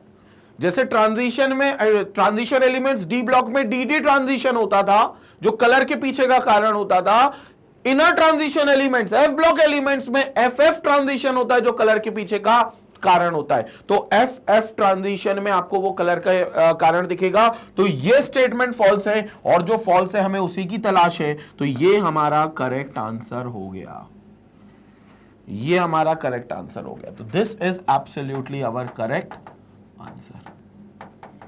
क्लियर हो गया? तो ये हमारा करेक्ट आंसर हो गया। फिर डी ऑप्शन दिया, lanthanum 3 hydroxides are mainly basic in character. Lanthanum 3 जो हाइड्रोक्साइड्स होंगे वो बेसिक कैरेक्टर के होंगे। +3 ऑक्सीडेशन स्टेट में जितने भी लैंथेनियम हाइड्रोक्साइड्स होते हैं वो बेसिक कैरेक्टर के होते हैं। But this is what we are having as option C correct है। तो 7th का 3rd ऑप्शन बिल्कुल करेक्ट है। क्लियर हो गया? कलरलेस नहीं होंगे, they will be colourful because they have unpaired electrons +3 में। ठीक है, तो ये आंसर हमारा सही है क्योंकि ये स्टेटमेंट गलत है। स्क्रीनशॉट लेंगे, आगे फिर बात करेंगे। क्लियर हो गया? तो 7th क्वेश्चन का सी ऑप्शन बिल्कुल करेक्ट है। Let's move to the 8th question. 8th question पे चलते हैं। जेईई मेन ऑनलाइन 2013 का सवाल है। क्वेश्चन क्या कह रहा है? विच of the following arrangement does not represent the correct order of the property stated against it. अच्छा, आपको ऑप्शंस में कुछ प्रॉपर्टी बताई गई है और उनका कुछ ऑर्डर दिया गया, आपको बताना है कौन सा करेक्ट है कि इनकरेक्ट है। Which does not represent the correct order of the following, does not. ठीक है, इनकरेक्ट ऑर्डर आपको बताना है। पैरामैग्नेटिक बिहेवियर का टेंडेंसी देखते हैं। पैरामैग्नेटिक के लिए आपको क्या करना पड़ेगा? पैरामैग्नेटिक के लिए आपको सबका अनपेयर्ड इलेक्ट्रॉन की संख्या निकालनी पड़ेगी और ये देखना पड़ेगा कि क्या अनपेयर्ड इलेक्ट्रॉन की संख्या ऐसे ही बढ़ेगी, मतलब वेनेडियम के पास सबसे कम होना चाहिए ऑर्डर के हिसाब से, फिर क्रोमियम, फिर मैंगनीज और फिर आयरन 2+। तो अपन देख लेते सबके अनपेयर्ड इलेक्ट्रॉन की संख्या। पहले अपन देख लेते वेनेडियम +2 का, वेनेडियम +2 का। अब वेनेडियम का atomic number 23, scandium, titanium, vanadium. Configuration argon तक तो ऐसे ही चलेगा 18 तक, 4s2 19 और 20 और 3d3। लेकिन हमें चाहिए वेनेडियम +2, तो +2 में 2 इलेक्ट्रॉन उड़ा दो, कहां से? s से, तो 3d3। मतलब कितने अनपेयर्ड इलेक्ट्रॉन? 3 अनपेयर्ड इलेक्ट्रॉन, तो n विल बी 3। ठीक है, इसमें n की वैल्यू 3 आ गई। दूसरा देखते हैं, सेकंड ऑप्शन। वेनेडियम के बाद क्रोमियम दिया हुआ है, क्रोमियम, वो भी क्रोमियम +2 में। ठीक है, तो क्रोमियम अगर नॉर्मल होता तो इसका एटॉमिक नंबर 24 होता, न्यूट्रल होता तो 18 तक आर्गन को फॉलो करता, उसके बाद ये हो जाता 4s1 3d5, क्योंकि एक्सेप्शन है ना ये। तो क्रोमियम क्या करेगा? एक इलेक्ट्रॉन 4s का कम कर लेगा और ये 4s1 बन जाएगा। लेकिन फिर ये +2 है, तो +2 है तो 4s खाली, 4s खाली, और 4s अगर खाली और 3d का 5 भी एक इलेक्ट्रॉन कम कर लेगा क्योंकि 4s से एक इलेक्ट्रॉन गया है, तो 3d 4 हो जाएगा, 4s 0 हो जाएगा। इसमें n की वैल्यू 4 होगी। अनपेयर्ड इलेक्ट्रॉन देखो बढ़ रहे, तो 3 हो गए, 4 हो गए, मतलब पैरामैग्नेटिक बिहेवियर भी बढ़ेगा क्योंकि more is the unpaired electron, more will be the paramagnetic behaviour, because paramagnetic behaviour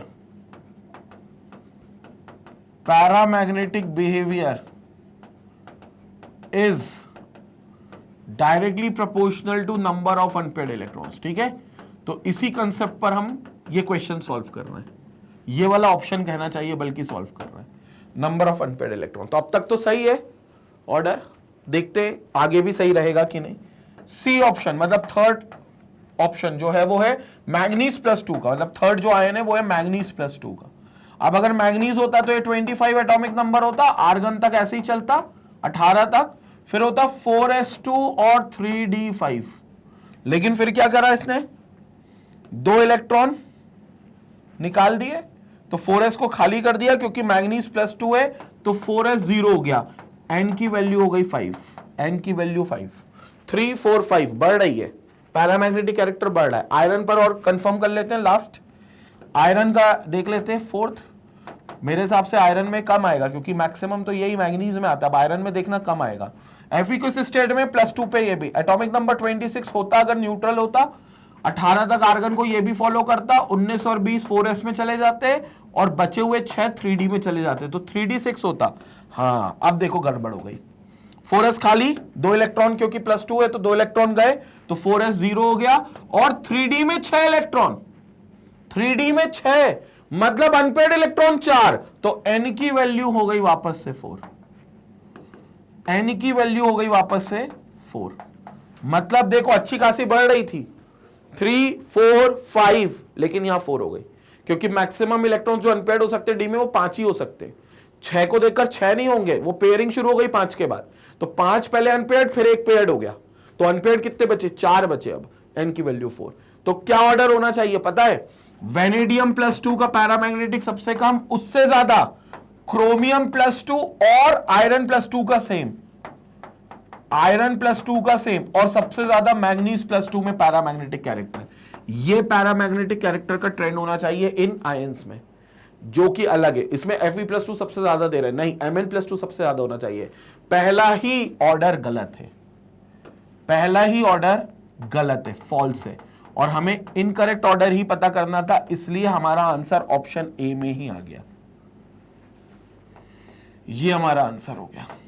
संपट पड़ी क्या बात, सबका हमने क्या कर कर देख लिया, हमने अनपेयर्ड इलेक्ट्रॉन्स की संख्या निकाल कर देख लिया, सबके अनपेयर्ड इलेक्ट्रॉन्स हमारे सामने 3 4 5 4, तो इसका सेम है, इसमें बताया Fe+2 सबसे ज्यादा पैरामैग्नेटिक होगा, नहीं भाई जिसके पास अनपेयर्ड इलेक्ट्रॉन सबसे ज्यादा होंगे वो ज्यादा पैरामैग्नेटिक होगा, तो मैग्नीज पैरामैग्नेटिक सबसे ज्यादा होगा, तो ये ऑर्डर गलत है, हेंस हमारा करेक्ट आंसर है। बाकी ऑप्शंस को भी खंगाल लेते हैं एक बार, nickel cobalt Fe+2 manganese, ionic size manganese का सबसे ज्यादा, हाँ लेफ्ट टू राइट वैसे भी साइज घटता है, तो left to right manganese iron cobalt nickel ऐसे जाते तो साइज घटता है, तो मैग्नीज का सबसे बड़ा, उससे कम आयरन का, उससे कम कोबाल्ट का, सबसे कम निकल का। सही है, ये ट्रू स्टेटमेंट है, तो ये ट्रू है इसलिए हमारा आंसर नहीं हो सकता, मतलब ट्रू ऑर्डर है। Stability in aqueous solution, stability yes बिल्कुल, स्टेबिलिटी लेफ्ट टू राइट जाओगे आप बढ़ेगी, तो मतलब लेफ्ट टू राइट जाओगे तो घटेगी, अगर आप more towards the left side रहोगे तो बढ़ी हुई मिलेगी। कोबाल्ट, आयरन, क्रोमियम और स्कैंडियम, तो scandium, titanium, vanadium, chromium, cobalt, निकल, कॉपर, जिंक, ठीक है ना, क्रोमियम, मैग्नीज, आयरन, कोबाल्ट, निकल, कॉपर, जिंक, तो ये ऑर्डर बिल्कुल सही है लेफ्ट टू राइट में, और स्टेबिलिटी घटती है, तो एज वी गो डाउन, यहां लिख देते हैं, as we move from left to right,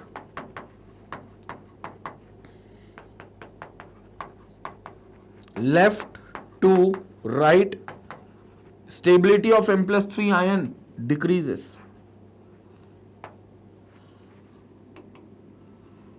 stability of M+3 ion decreases,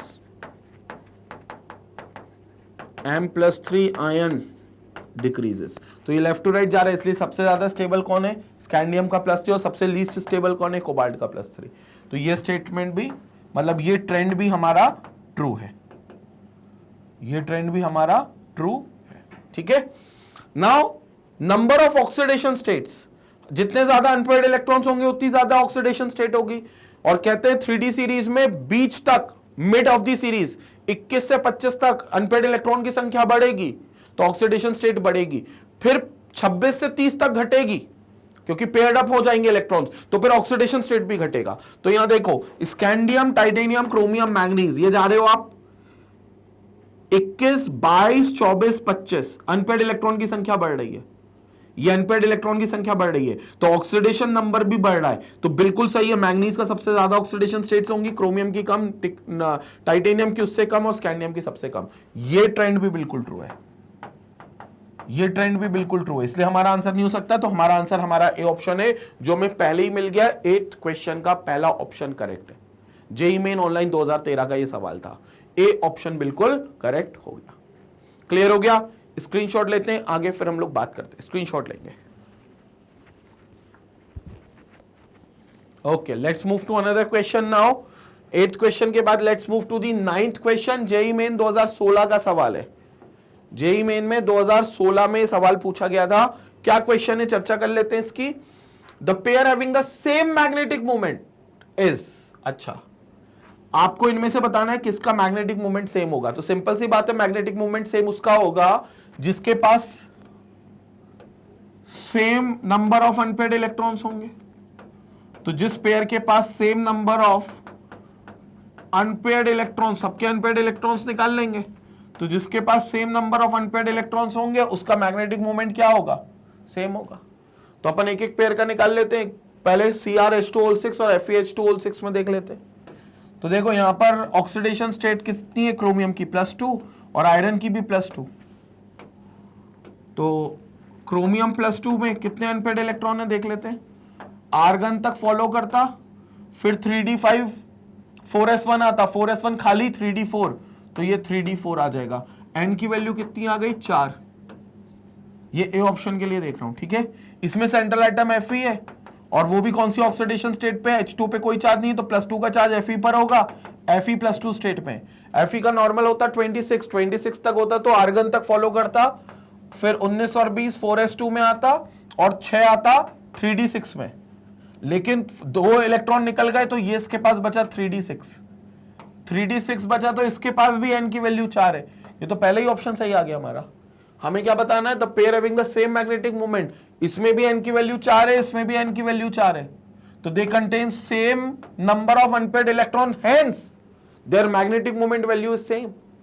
magnetic moment की वैल्यू म्यू जो n × n+2 से दी जाती है अंडर रूट निकालकर, वो सेम आएगी, क्योंकि 4 के लिए दोनों में 4 है।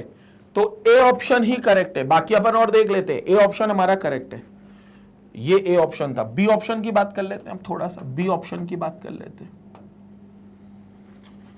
Mn की ऑक्सीडेशन स्टेट +2 है, ठीक है, तो Mn इज +2। Mn वैसे न्यूट्रल होता तो 25 में आर्गन तक 18, 4s2 और 3d5, लेकिन अभी 4s2 उड़ गया, 3d5 बचेगा, n की वैल्यू 5 आ गई, ठीक है। और दूसरा कौन है, क्रोमियम +2। क्रोमियम होता तो 24 में आर्गन तक चलता, फिर 4s1 3d5 करता, लेकिन 4s1 3d5 में 4s1 उड़ गया और 3d में से एक उड़ गया, तो 3d4 बचा। नहीं, ये सेम नहीं होंगे, क्योंकि दोनों के अंदर अनपेयर्ड इलेक्ट्रॉन अलग अलग हैं। सी ऑप्शन को खंगाल लेते हैं। सी ऑप्शन देख लेते हैं भाई। यहां पर है COCl4 2-, यहां पर ऑक्सीडेशन स्टेट निकालनी पड़ेगी, तो x मान लेते हैं। क्लोरीन की -4 इक्वल टू -2, तो x की वैल्यू +2, मतलब कोबाल्ट +2 स्टेट में। तो कोबाल्ट +2 का देखते हैं। कोबाल्ट की एटॉमिक नंबर होता है 27 में आर्गन तक चलेगा 18 तक, 19 और 20 4s2 और बचे 7 3d7, और +2 में 4s2 के 2 उड़ जाएंगे, तो सिर्फ बचेगा 3d7। n की वैल्यू हो गई 7, ठीक है। इसके साथ जोड़ीदार कौन है, Fe+2 की अभी हमने निकाली थी कहीं। Fe+2 में n की वैल्यू 4 आती है। Fe+2 में देखो ऊपर लिखा हुआ है n की वैल्यू 4 आती है, तो ये हमारा सही पेयर नहीं हो सकता, क्योंकि दोनों में अनपेयर्ड इलेक्ट्रॉन की संख्या अलग अलग है। लास्ट ऑप्शन और देख लेते हैं, which is D option. D option में क्या है, क्रोमियम है +2।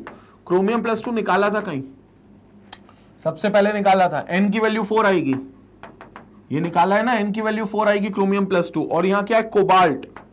कोबाल्ट की ऑक्सीडेशन स्टेट यहाँ निकालनी पड़ेगी, तो यहाँ मान लेते हैं x।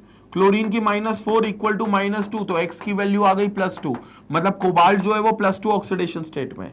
तो कोबाल्ट +2, अगर कोबाल्ट न्यूट्रल होता तो फी को 27 में आर्गन 18, आर्गन तक 18, 19 और 20 4s को मिल गया, जो उड़ जाएंगे क्योंकि +2 है, और फिर 7 किसको मिल गए, 3d7 को, मतलब इसमें अनपेयर्ड इलेक्ट्रॉन भी 7 आ गए, तो अनपेयर्ड इलेक्ट्रॉन 7, ये भी नहीं आंसर है। एक में 4 एक में 7, तो सेम जो है वो ए ऑप्शन ही हमारा करेक्ट है।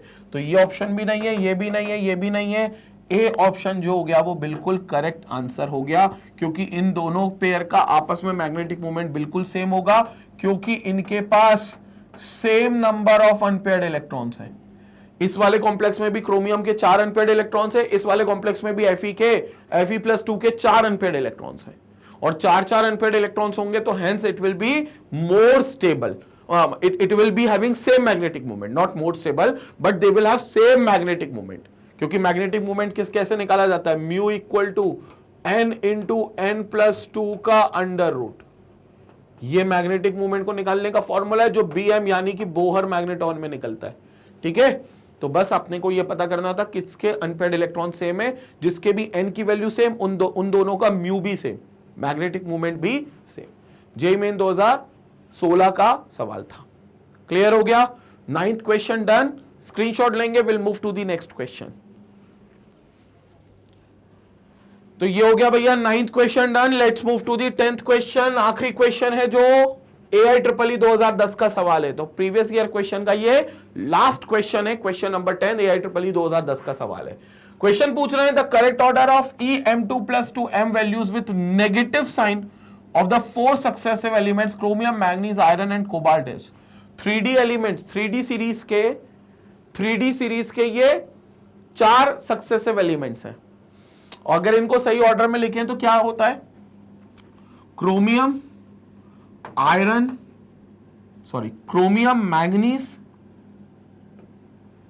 मैंगनीज, आयरन और कोबाल्ट। अब होगा क्या, लेफ्ट टू राइट अगर जाएंगे तो नेगेटिव साइन की जो वैल्यू होगी वो डिक्रीज होगी, मतलब जो रिडक्शन वैल्यू दी है ना E0, M2+ से M जाने की टेंडेंसी, वो नेगेटिव रिडक्शन वैल्यूज जो होंगी, negative values decreases, negative value decrease होगी। ठीक है, क्योंकि पहली बात तो ये M2+ से M खुद से नहीं जाएंगे, इसलिए नेगेटिव होती है, और वो वैल्यू हालांकि घटेगी। ठीक है ना, मतलब M2+ से M बनने की टेंडेंसी क्या होती जाएगी, और बढ़ती जाएगी, क्योंकि नेगेटिव वैल्यूज कम हो रही हैं, तो वो रिडक्शन करना चाहने लग गया है। अब शुरुआत में नहीं चाहता था, लेकिन जैसे जैसे लेफ्ट से राइट जाओगे वो चाहेगा कि M2+ से M में चला जाए, मतलब M2+ उसकी स्टेबल नहीं है, सिवाय मैग्नीज के। मैग्नीज नहीं चाहेगा, तो मैग्नीज सबसे हाईएस्ट ऑक्सीडेशन स्टेट दिखाएगा। मैग्नीज की जो सबसे नेगेटिव वैल्यूज होंगी, सबसे बड़ी मैग्नीज की होगी, उसके बाद फिर क्रोमियम की होगी, फिर उससे कम आयरन की होगी, उससे कम कोबाल्ट की होगी। मैग्नीज क्यों चाहता है +2 में रहना, मैग्नीज +2 की जो रिडक्शन वैल्यू होगी वो हाईएस्ट नेगेटिव रिडक्शन वैल्यू होगी, हाईएस्ट नेगेटिव, मतलब वो बिल्कुल नहीं चाहता यहां से रिड्यूस करके M में कन्वर्ट होना, हाईएस्ट नेगेटिव रिडक्शन वैल्यू। क्यों? क्योंकि ये Mn+2 में एक्स्ट्रा स्टेबिलिटी पा लेता है, ये बिल्कुल नहीं चाहेगा खुद को मेटल में कन्वर्ट करना, क्योंकि ये Mn+2 में रहकर खुश है। क्यों खुश है? Extra stability. क्यों extra stability? Because of half filled d orbital, क्योंकि इसका जो d ऑर्बिटल है वो हाफ फिल्ड है, तो that's all because of half filled d orbitals. कैसे? इधर देख लो, Mn के एटॉमिक नंबर 25, आर्गन तक तो ऐसे ही चलता, फिर होता 4s2, 19 और 20 और 3d5, लेकिन हमारा Mn+2 की बात कर रहे हैं, तो मतलब +2 इलेक्ट्रॉन ऐसे उड़ा दो तो बचा 3d5। 3d5 is having half field configuration, तो Mn+2 कतई नहीं चाहेगा Mn में कन्वर्ट हो, तो ये सबसे ज्यादा नेगेटिव वैल्यू देगा, नेगेटिव वैल्यू रिडक्शन की, तो इसका रिडक्शन सबसे ज्यादा, और Mn सबसे ज्यादा एक ही ऑप्शन में। फिर ये ट्रेंड चालू होगा, फिर क्रोमियम, फिर आयरन और फिर कोबाल्ट। क्रोमियम, आयरन, कोबाल्ट, सबसे ज्यादा किसका? मैग्नीज का। ए ऑप्शन करेक्ट हो गया। क्लियर हो गया? ए ऑप्शन कैसे करेक्ट हुआ, समझ में आया? क्योंकि इसमें मैग्नीज से सिर्फ हमने आंसर निकाल लिया, क्योंकि मैग्नीज की सबसे ज्यादा है, और उसमें एक ही ऑप्शन है जिसमें मैग्नीज की सबसे ज्यादा दी हुई है। और मैग्नीज की सबसे ज्यादा नेगेटिव वैल्यू क्यों होगी? क्योंकि Mn+2 नहीं चाहता M में कन्वर्ट होना, वो +2 में ही खुश है, क्योंकि +2 में वो एक्स्ट्रा स्टेबिलिटी लेकर बैठा है, क्योंकि हाफ फिल डी ऑर्बिटल लेकर बैठा है, तो वो एक्स्ट्रा स्टेबल होगा। क्लियर हो गया? तो 10th क्वेश्चन AIEEE 2010 का सवाल था जिसका ऑप्शन ए था। स्क्रीनशॉट लेंगे फिर हम वीडियो कंक्लूड करेंगे। तो यहां पर कंप्लीट होता है हमारा D and F block elements के मोस्ट इंपॉर्टेंट क्वेश्चंस भी और साथ में प्रीवियस ईयर के क्वेश्चंस भी, और इसी के साथ कंप्लीट होता है हमारा डे 24 का टॉपिक। 40 डेज के क्रैश कोर्स का 24वें दिन का टॉपिक भी हमने यहां पर कंप्लीट कर लिया है। अगर आप कोई YouTube पर लेक्चर मिस आउट कर रहे हो या आपको कोई ऑर्गेनाइज प्लेलिस्ट नहीं मिल रही है YouTube पर, तो सबसे बेहतर तरीका लेक्चर्स को देखने का कि वेबसाइट जो मैग्नेट ब्रेन्स की वेबसाइट है magnetbrains.com, वहां पर विजिट करके आप लेक्चर्स देख सकते हो। जैसे आप जाओगे होम पेज पर आपको सारी कैटेगरीज मिलेगी। IIT JEE की कैटेगरी में आओगे आपको JEE के रेगुलर कोर्सेज भी मिलेंगे, JEE के रेगुलर कोर्सेज जहां पर हम थ्योरी देते हैं, कंसेप्ट्स देते हैं, उसके बाद हम DPP सॉल्व करवाते हैं, प्रीवियस ईयर क्वेश्चन करते हैं, मल्टीपल चॉइस इंपॉर्टेंट क्वेश्चन करते हैं। बहुत सारी चीजें आपको इस मॉड्यूल में मिलती है और उसी के साइड में आपको क्रैश कोर्स मिलता है। तो वॉच नाउ पर जैसे ही आप क्लिक करोगे सब्जेक्ट वाइज सारे लिस्टिंग होगी फिजिक्स केमिस्ट्री मैथ्स की, उसके बगल में एक प्लस का बटन देखोगे आप, जैसे ही क्लिक करोगे पूरे टॉपिक डे वाइज अरेंज हो जाएंगे। फर्स्ट डे को ये था, सेकंड डे को ये था, थर्ड डे को ये था। तो यूट्यूब पर आपको कोई ढूंढने के लिए परेशान होने की जरूरत नहीं है। आप वेबसाइट पर आकर कोई भी लेक्चर देखोगे, इवन वीडियो भी वेबसाइट पर प्ले हो जाएगा, हाई क्वालिटी का बफर फ्री वीडियो। और ऐसा नहीं है कि वेबसाइट पर बुला लें तो किसी चीज का कोई सब्सक्रिप्शन बाय करना है, कोई पैकेज खरीदना है या कोई कोड लगाना है, कुछ नहीं। 100% फ्री एजुकेशन है वेबसाइट पर, कोई भी पैसा आपसे नहीं लिया जाएगा वहां पर। और 1-2 चैप्टर नहीं, कंप्लीट कोर्स जो है वो आपका फ्री ऑफ कॉस्ट है, ठीक है। और बाकी आपको पता है मैग्नेट ब्रेन्स पर IIT JEE के अलावा नीट की भी प्रिपरेशन चल रही है। तो नीट के जो एक्सक्लूसिव लेक्चर्स हैं, जो NEET physics, NEET chemistry, NEET biology के एक्सक्लूसिव लेक्चर एक्सपर्ट फैकल्टीज के द्वारा आप तक पहुंचाए जा रहे हैं। तो जितने भी तुम्हारे फ्रेंड्स रिलेटिव्स हो जो JEE के लिए भी तैयारी कर रहे हैं या जो दूसरे फ्रेंड्स हैं जो नीट के लिए तैयारी कर रहे हैं, उन सभी के साथ चैनल का लिंक शेयर करें।